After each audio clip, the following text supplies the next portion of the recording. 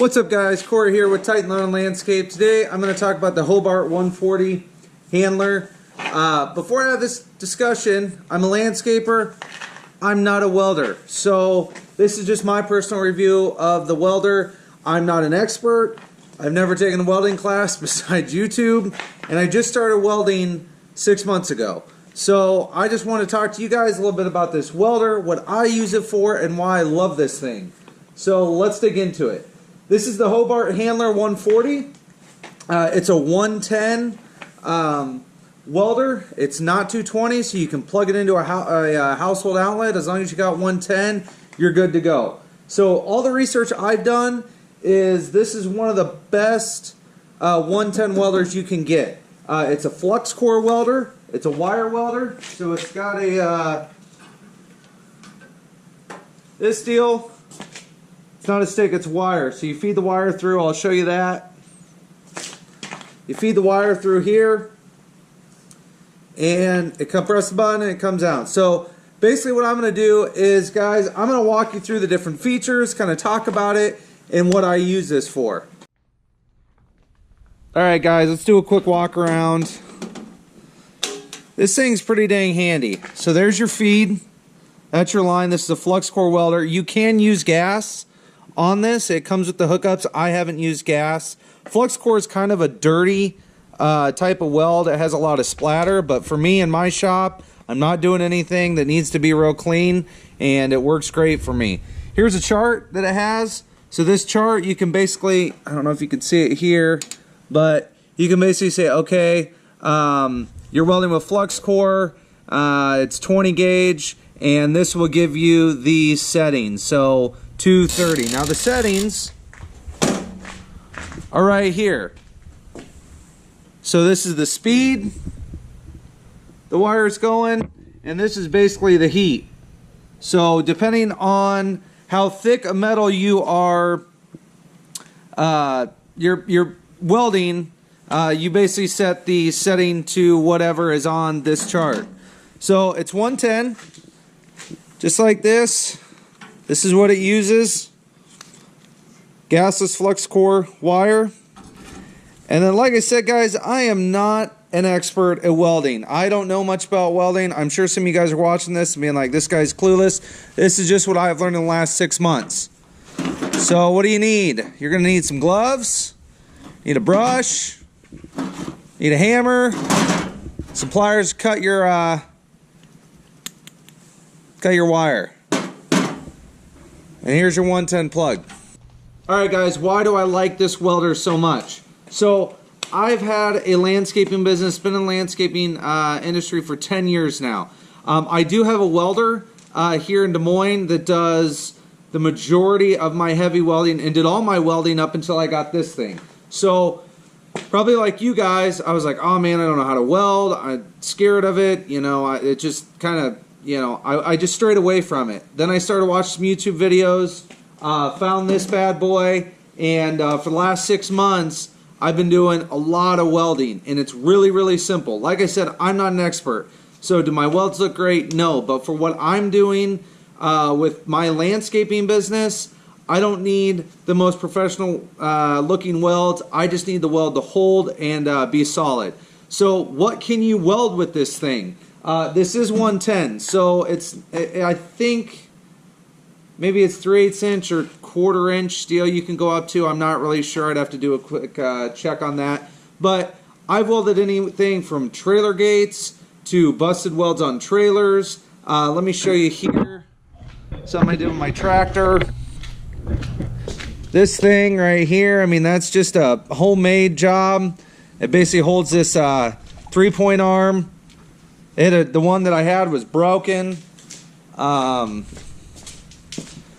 I welded these hooks onto this trailer. Onto this tractor right here. And guys, I don't know what I'm doing, but it's holding and it's working. Welded these on here. Trailer gates, and a few other things. So, here's my project today. I've got an issue with my Toyota license plate. I'm going to basically build just a bracket for my license plate.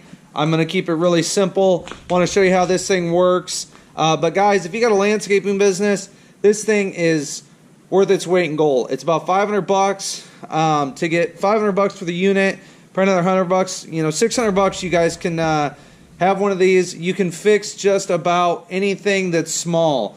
Broken welds. Now guys, what you cannot weld with it, or what I don't recommend you welding with it, basically anything that could be life or death if it breaks. So if a trailer breaks, if a weld breaks on a trailer or something, and it's critical, say to the axle, to the tires, don't weld it yourself. Have a professional look at it and see if they can weld it.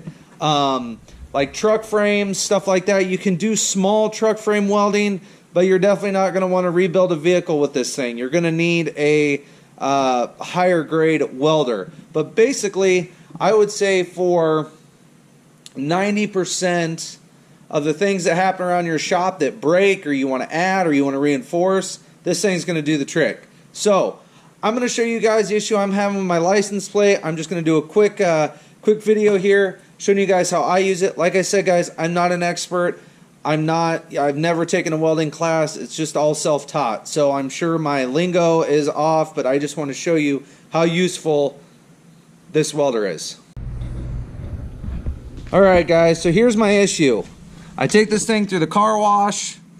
It's ripped off. The car wash gets under this thing. The brushes do, and have torn it off. So what am I going to do? I'm going to take this off, unscrew it here. It's obviously already broken there. I'm just going to basically weld a solid metal frame to it and install it back on the truck. Should be pretty simple. I'm going to show you how I do it with this little welder. Okay guys, so here's what I have. I got the license plate off. This license plate's kind of jacked up because it got ripped off partially. But anyways, so here's what I had on the back of it. Is just this. Basically all I'm going to do is I'm going to take this stick of steel, cut it down, and basically just build a frame around this, and then bolt the frame back to the truck, and it should be fine. Basically what's happening with this is when I take it through the car wash brushes are catching the bottom of it, and that's why it's getting torn out. So we're going to use a slow Hobart welder, build a frame for this, show you guys how it works.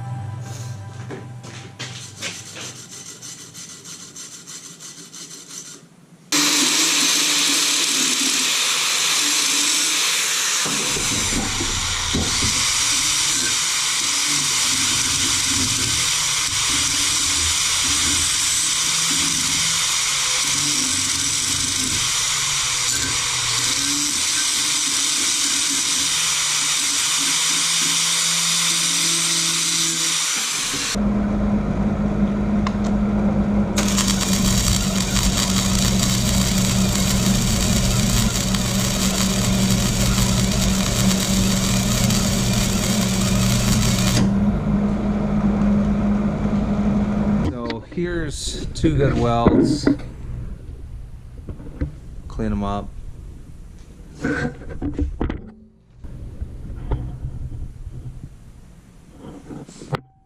are pretty good welds right there. So the key, guys, is to have metal on metal. I know that this is rusty down here. I should have cleaned it up, but my grinder is actually, my wire brush is at my house right now. But there's a good weld. So there's the bracket. I mean, pretty darn simple, nothing to it. I know it's not the prettiest of weld jobs, but it's gonna get the job done.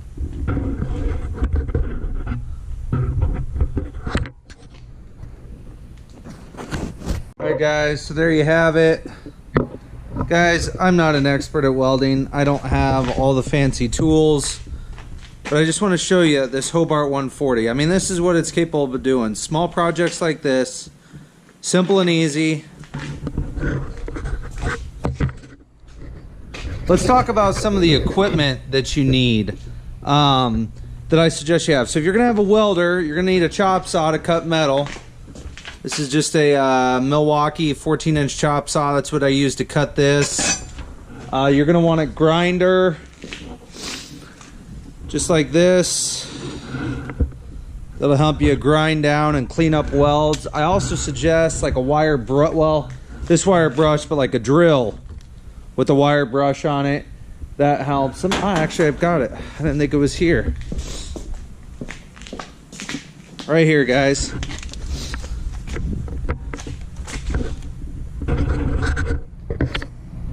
Right here. This thing will help you clean up. You just want to get rid of all the rust. I didn't do a very good job of cleaning up that weld, but I was just kind of showing you what it's capable of. And quite frankly, it's just a license plate bracket. It doesn't have to be pretty. Probably do is just slap a little bit of paint on this thing to kind of keep it from rusting. And call it good. Drill some holes in it. Bolt it back up to the Toyota. Not the prettiest, but it's gonna work. License plate's all jacked up, but whatever. There it is.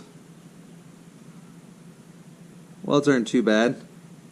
Let me round this off. But anyways, there it is. Alright guys, so there you have it. The Hobart 140 110 welder. Like I said, this would be a great addition for your landscaping business. I'm not a professional. Obviously, you saw my welding. I just threw that together in probably 30 minutes. It takes a little bit of practice to figure out your bead and speed and power and everything like that. But once you figure it out, it's pretty simple. I mean, if you break a mesh gate on a trailer, you can fix it yourself. If a weld busts on a mower, a lot of the times you can probably fix it yourself. If you need to add metal, reinforce stuff, you can do that with this welder. I bet it'll do 80% of what you need in your landscaping or lawn care business, and it's very simple to use. 110, put it in your garage. You can use it in your garage. Like I said, it's going to do a lot of what you can do. I really like it. I wish I would have bought one 9 years ago, 10 years ago. It's one of those things where I bought it, I used it a couple times and said, holy cow, why didn't I have this earlier? So guys, if you got any questions, leave comments below. Don't forget to hit the subscribe button. Thanks for watching.